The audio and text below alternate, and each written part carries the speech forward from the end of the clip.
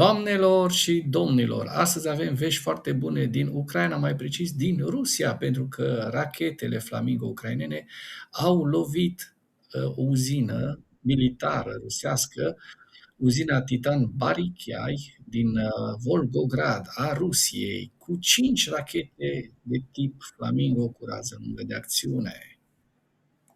Zelenski a confirmat că rachetele FP5 Flamingo au lovit peste noapte uzina rusească Titan din Volgograd. El a spus că complexul industrial produce sisteme de artilerie și echipamente militare speciale, inclusiv componente pentru lansatoarele de rachete utilizate împotriva Ucrainei.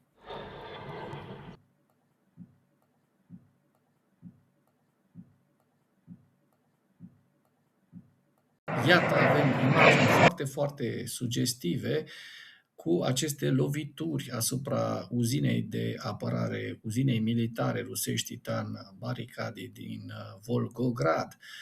Aceste 5 rachete de tip FP5 Flamingo care au lovit aceste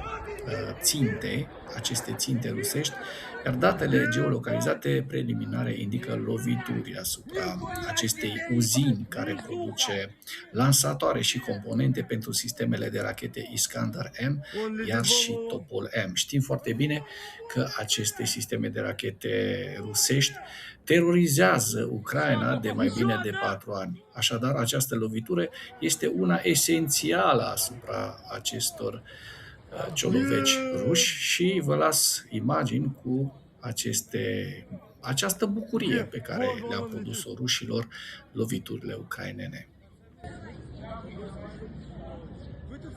Не, Макс, Жилуху не едем! Жилуху не едем! Здесь поживем пока! Летит еще. Охуеть!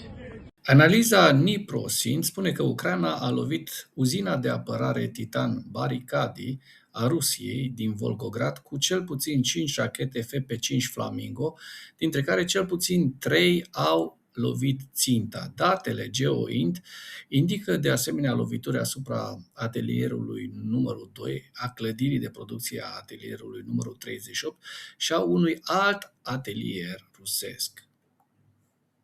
Iată brigada 25 de asalt aerian a Ucrainei care declară că echipajele sale de atac cu drone Hornet continuă să vizeze logistica rusească de-a lungul rutei Donetsk, Selidove, Pokrovsk. Brigada a raportat atacuri confirmate asupra 14 tunuri de artilerie, un obuzier autopropulsat, un lansator BM-21 grad și mai multe piese rusești pe care le vedeți în această imagine. Вот она, есть. Давай. Onboard flight mode.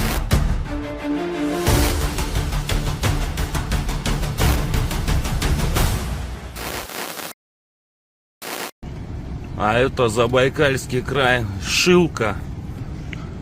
Я вчера спать ложился, люди тут вообще просто всю ночь стояли. Проблем нет. Вон там фуры, да. Ой, блядь, ажиотаж ебейший, просто ебейший на заправках в Забайкальском крае. Nu există criza combustibililor în Rusia, doamnelor și domnilor, doar că acești localnici, așa cum vedeți, sunt nemulțumiți de această criză, care se află și în regiunea Zaibakala, la aproape 5.000 de kilometri de granița cu Ucraina. Vedeți cozi lungi la benzinării, iar penurile se extind adânc în Rusia. Не волнуйтесь, не переживайте, все заправитесь. Только когда это будет, нахуй? Лет так через 20, нахуй. Соболезную, осуждаю такие действия. Приношу свои глубочайшие извинения. Ебать, блядство! Нихуя-то вообще ебать. Иу, блядь, все хорошо, все нормально, живу. Это пиздец. Это пиздец, ребята.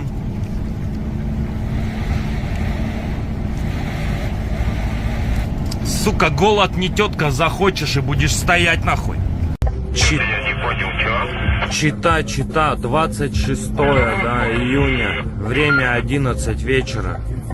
Ебать бардак, просто бардак. Люди готовы на ножах просто биться. Там проекты снимают всякие, выжить в Самарканде, в Хуянде. Вот, выжить на Дальнем Востоке надо снимать. В Забайкальске, там, в Чите. Просто бардак, ебаный в рот, правительство Российской Федерации. Зато по телеку показывают, что у нас охуенно все.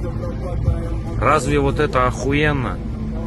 За 30 литров бензина, нахуй, солярки за 200 литров. Просто ты должен, нахуй, часами стоять в пробках, на заправках. Это бред, сука. Куда нахуй все вот это движется? Я охуею. Пробка, ебать. А заправка вон там, а вон на горе стоит. О, какое нахуй топливо? Ебать, ужас, ужас, коллапс. Все заебись, картинка хорошая по телеку. О, приехали нахуй. Acestea, oameni buni, totul este conform planului. Autoritățile din Irkutsk vor instala toalete portabile la cozile de la stațiile de alimentare cu combustibil, după ce șoferii au petrecut mai multe ore așteptând combustibil, a declarat primarul Ruslan Bolotov. De asemenea, orașul a introdus bariere la unele stații de alimentare pentru a separa vehiculele care așteaptă benzină de cele care stau la coadă pentru motorină. Ziua 1585 a războiului din Ucraina.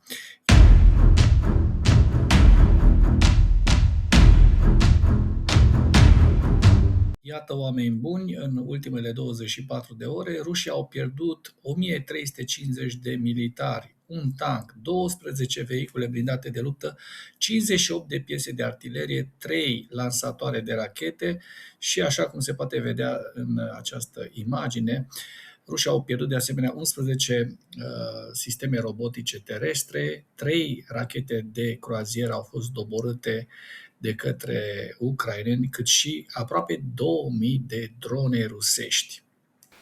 Dacă doriți să sprijiniți canalul Animatura, nu ezitați să comentați, să dați like-uri, să distribuiți acest material și să vă abonați la Animatura, pentru că ne ajută foarte, foarte mult. Iată, oameni buni, forțele sistemelor fără pilot ale Ucrainei au efectuat o altă serie de atacuri la distanță lungă în Crimea ocupată temporar, vizând sistemele radar, substații electrice și infrastructură de gaze rusești.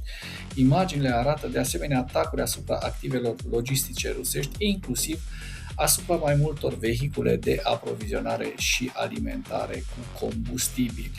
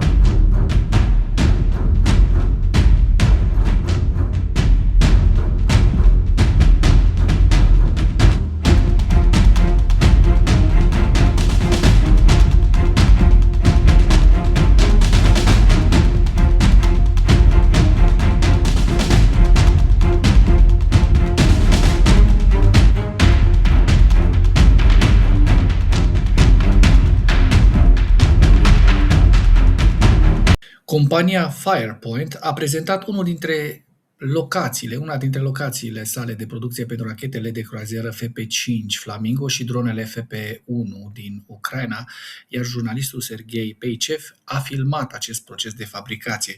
Proiectantul șef Stielerman a declarat că producția Flamingo depinde de comenzi, birocrația exportului de motoare cu Europa și Statele Unite, care este rezolvată treptat, iar descoperirea cheie a fost tactică, acum ating țintele.